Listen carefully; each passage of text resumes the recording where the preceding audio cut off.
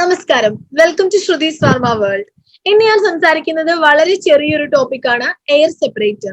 Air സെപ്പറേറ്ററിന്റെ principle, construction and important use, അത്രയും കാര്യങ്ങളാണ് ഈ ഒരു പ്രസന്റേഷനിൽ ഉൾപ്പെടുത്തിയിട്ടുള്ളത്.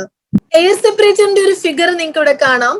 കോണിക്കൽ ബേസോട് കൂടിയ ഒരു സിലിണ്ടറിക്കൽ വെസൽ, ആ വെസലിനകത്ത് സെൻട്രലി അറേഞ്ച് ചെയ്തിരിക്കുന്ന ഷാഫ്റ്റില് ബ്ലേഡ്സും ഡിസ്കും കണക്ട് ചെയ്തിട്ടുണ്ട്. റൊട്ടേറ്റിംഗ് ഡിസ്ക് ആൻഡ് ബ്ലേഡ്സ് ആണ് ഷാഫ്റ്റുമായി കണക്ട് ചെയ്തിരിക്കുന്നത്. ഫീഡ് ഇൻലെറ്റ് വരുന്നത് അപ്പർ പാർട്ടിലാണ്. ഫൈൻസും ഹെവി പാർട്ടിക്കിൾസും കളക്ട് ചെയ്യുന്നതിനായി രണ്ട് ഔട്ട്ലെറ്റ് കോണിക്കൽ ബേസിലുണ്ട്. ഇത്രയും കാര്യങ്ങളാണ് എയർ സെപ്പറേറ്ററിന്റെ കൺസ്ട്രക്ഷൻ പാർട്ടിൽ വരുന്നത്.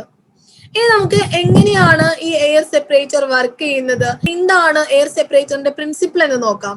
ഫീഡ് ഇൻലെറ്റ് വഴി എയർ സെപ്പറേറ്ററിനകത്തോട്ടേക്ക് ഇൻട്രൊഡ്യൂസ് ചെയ്യുന്ന ഫീഡ് മെറ്റീരിയൽ സെൻട്രൽ ഷാഫ്റ്റിൽ കണക്ട് ചെയ്തിരിക്കുന്ന റൊട്ടേറ്റിംഗ് ഡിസ്കും ബ്ലേഡ്സും റൊട്ടേറ്റ് ചെയ്യുന്ന സമയത്ത് ക്രിയേറ്റ് ചെയ്യുന്ന എയർ എൻവയോൺമെന്റിലോട്ടാണ് വന്ന് വീഴുന്നത്. സെൻട്രൽ ഷാഫ്റ്റ് റൊട്ടേറ്റ് ചെയ്യുന്ന സമയത്ത് സെപ്പറേറ്ററിനകത്ത് എയർ എൻവയോൺമെന്റ് ക്രിയേറ്റ് ചെയ്യപ്പെടുന്നു.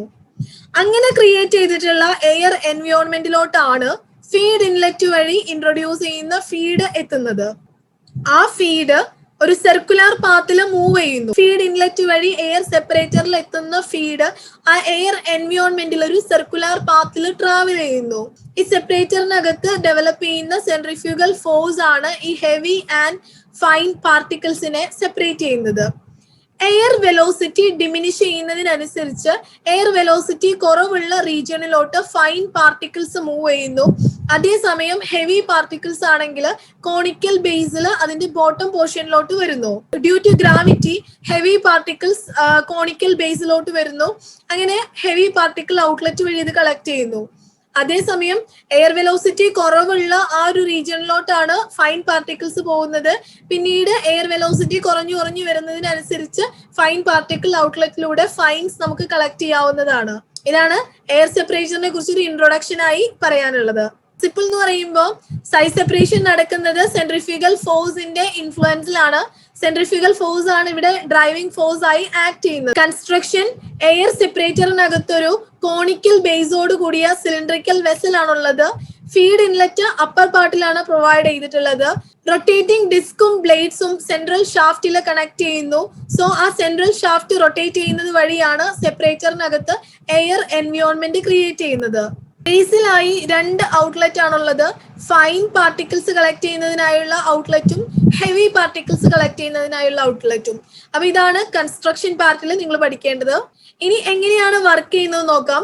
ഫീഡ് ഇൻലെറ്റ് വഴി എയർ സെപ്പറേറ്ററിനകത്തോട്ടേക്ക് ഇൻട്രൊഡ്യൂസ് ചെയ്യുന്ന feed material central shaft rotate ചെയ്യുന്ന സമയത്ത് സെപ്പറേറ്ററിനകത്ത് ക്രിയേറ്റ് ചെയ്തിരിക്കുന്ന എയർ എൻവയോൺമെന്റിലോട്ടാണ് വന്ന് വീഴുന്നത്.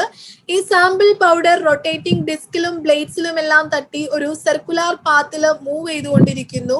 സോ ഈ സെപ്പറേറ്ററിനകത്ത് ഡെവലപ്പ് ചെയ്തിരിക്കുന്ന സെൻട്രിഫ്യൂഗൽ ഫോഴ്സ് എയറിൽ സസ്പെൻഡ് ചെയ്തിരിക്കുന്ന പാർട്ടിക്കിൾസിനെ വെസലിന്റെ വാളിന് എഗെയിൻസ്റ്റ് ത്രോ ചെയ്യുന്നു.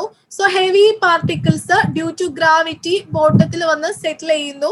അത് ഹെവി പാർട്ടിക്കിൾ ഔട്ട്ലെറ്റ് വഴി നമുക്ക് കളക്ട് ചെയ്യാവുന്നതാണ്.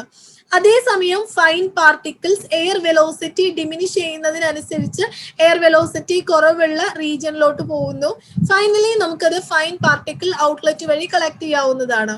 ഇതാണ് എയർ സെപ്പറേറ്ററിന്റെ വർക്കിങ്ങിനകത്ത് നിങ്ങൾ പഠിക്കേണ്ടത്. ഇനി എയർ സെപ്പറേറ്ററിന്റെ ഇമ്പോർട്ടന്റ് യൂസ് എന്താണെന്ന് നോക്കാം. ഹാമർ മിൽ, ബോൾ മിൽ തുടങ്ങിയ സൈസ് റിഡക്ഷൻ എക്യുപ്മെന്റ് യൂസ് ചെയ്ത സൈസ് റെഡ്യൂസ് ചെയ്ത പാർട്ടിക്കിൾസിനെ സൈസ് സെപ്പറേറ്റ് ചെയ്യുന്നതിനാണ് എയർ സെപ്പറേറ്റർ യൂസ് ചെയ്യുന്നത്. സോ ഹാമർ മില്ലും ബോൾ മില്ലും യൂസ് ചെയ്ത് സൈസ് റെഡ്യൂസ് ചെയ്ത ആ പാർട്ടിക്കിൾസിനകത്ത് നിന്ന് ഹെവി പാർട്ടിക്കിൾസിനെ സെപ്പറേറ്റ് ചെയ്തെടുക്കാൻ നമുക്ക് എയർ സെപ്പറേറ്റർ യൂസ് ചെയ്യാവുന്നതാണ്. അങ്ങനെ ആ ഹെവി പാർട്ടിക്കിൾസ് കളക്ട് ചെയ്ത് അത് ഫർദർ സൈസ് റിഡക്ഷൻ ആയി കൊടുക്കാവുന്നതാണ്. അപ്പോൾ ഈ ഒരു പ്രസന്റേഷനിൽ നമ്മൾ പഠിച്ചത് എയർ സെപ്പറേറ്ററിന്റെ principle, construction, working and one important use. ഇത്രയും കാര്യങ്ങളായിരുന്നു. നിങ്ങൾക്ക് മനസ്സിലായി എന്ന് കരുതുന്നു. Thank U.